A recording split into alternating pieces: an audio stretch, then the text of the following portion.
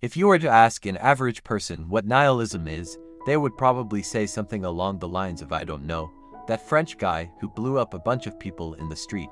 But nihilism actually has a much broader meaning than just one deranged individual. In fact, nihilism isn't even new. It's been around since at least the time of ancient Greece. So today we're gonna take a look at what nihilism is, where it comes from, and some of its most famous proponents. We'll start with the definition. Nihilism can be defined as a philosophical viewpoint that rejects all values and meanings inherent in life. Nihilistic people are therefore said to be amoral or non-moral, meaning that they don't believe in any objective standards of good and evil. It's not that they necessarily want to do bad things, but rather that they don't think there is any such thing as a bad thing. Now, this may sound like hedonism, which is a philosophy that advocates for the pursuit of pleasure, but hedonism still relies on some sort of value system. You have to value pleasure over pain, for example. Nihilism takes this one step further by rejecting all value systems. Nihilism should not be confused with pessimism, which is simply a belief that bad things happen more often than good things. Nihilism is not about the frequency of good and bad events. Rather, it's about the objective existence of good and bad events in the first place. If you are a nihilist, it's not that you think the world is a bad place or that bad things happen frequently. It is that you do and think there is any such thing as a bad place or a bad event. A pessimist might say life is suffering, whereas a nihilist might say there is no such thing as suffering. There's only what is happening. Now, before we go into some of the possible origins of nihilism, let's look at some of its characteristics. One of the most prominent characteristics of nihilism is its rejection of objectivity. Nihilism is often associated with postmodernism, which is a broad term referring to a variety of late 20th century intellectual movements that rejected grand narratives and objective truths. This is because if there are no objective truths, then there can be no objective standard for good and evil. Just how there is no objective truth to the statement all men are created equal, so too is there no objective truth to the statement stealing is wrong. In fact, you could argue that statements like "do and steal" are just attempts by those in power to maintain their power. Nihilism also often goes hand in hand with absurdism, which is a philosophy developed by Albert Camus that focuses on the conflict between humanity's search for meaning and the universe's apparent lack of inherent meaning.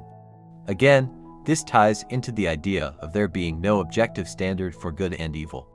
If the universe doesn't care whether or not we steal, then it's up to us to decide whether stealing is right or wrong. And if we decide that it's wrong, then that is only because we want to live in a society where people aren't killed for taking another man's shiny bauble. Nihilism isn't necessarily a rejection of morality, but it is a rejection of objective morality. Nihilism can coexist with any particular moral code. For example, a nihilist could easily adhere to the Christian moral code, but he wouldn't be doing so because he believed that God commanded it. Rather, he would be doing so because he personally decided that these morals were preferable to others. So now that we have an idea of what nihilism is, where did it come from? The word nihilism actually comes from the Latin word nihil, which means nothing.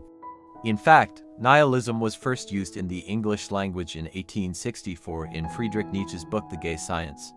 In this book, Nietzsche describes nihilism as a reaction to the death of God. Now, when Nietzsche says that God is dead, he doesn't mean that God literally died.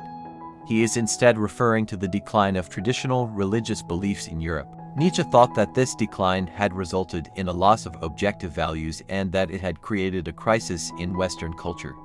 He saw nihilism as a symptom of this crisis, and he thought that it would eventually lead to the downfall of civilization. Nietzsche himself did not advocate for nihilism. In fact, he saw it as a problem. He thought that the only way to overcome nihilism was to create new values that would replace the old ones. This is why he is often called the proto-nihilist. He saw nihilism as a necessary step on the path to the Bermensch or Superman, a being that would be capable of creating its own values.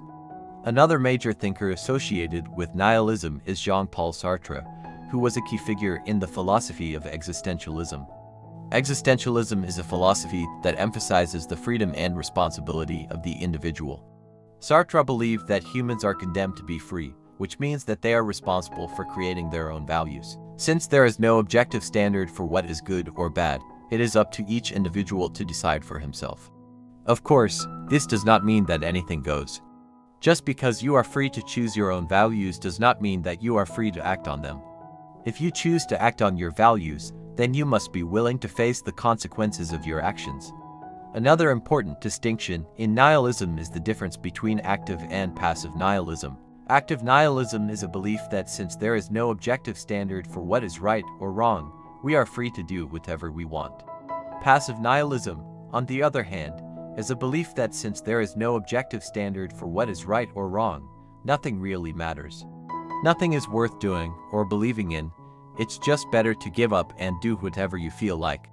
To sum it up, active nihilism is the do-what-you-want type of nihilism, while passive nihilism is the nothing matters type of nihilism. Both types can lead to destructive behavior, but active nihilism is more likely to result in intentional harm, while passive nihilism is more likely to result in apathy and stagnation. But what does nihilism have to do with the terrorist attack in France that I mentioned in the intro? Well, the attacker, Mohamed Merah, claimed to be a nihilist, but he certainly wasn't acting according to any traditional definition of nihilism. He wasn't a pacifist, and he certainly didn't reject all values. In fact, his actions were motivated by a very specific set of religious values. So what was he doing? It turns out that Merah was actually a self-proclaimed fascist, and he identified himself as a follower of Charles Maurras, a French philosopher who advocated for fascism. Maurras was a nihilist in the sense that he rejected democracy, which is a political system based on the idea that all people are equal. Maurras believed that there is a natural hierarchy in society and that it is wrong to pretend otherwise. He also believed that violence is sometimes necessary to maintain this hierarchy and prevent chaos. So while he was a nihilist in some sense, he certainly wasn't an anarchist. He was in fact a proponent of a very specific and violent political ideology. So what does this tell us about nihilism? Well, it shows us that nihilism is not a political ideology in itself, but rather a philosophical viewpoint that can inform political ideologies. Nihilism can lead to political radicalism, but it doesn't necessarily lead in any particular direction. A nihilist could easily be a communist, a fascist, a libertarian, or anything else. Nihilism is simply a rejection of traditional values and beliefs, and it leaves people free to come up with their own replacements. As far as where nihilism is going, it's impossible to say for sure. Nihilism is currently popular in some circles, particularly online, but it's unclear how long this will last. Nihilism is often associated with negative things such as depression, anxiety, and loneliness. So it's not surprising that people would reject it. At the same time, nihilism is also often seen as a reaction to the decline of traditional religious beliefs.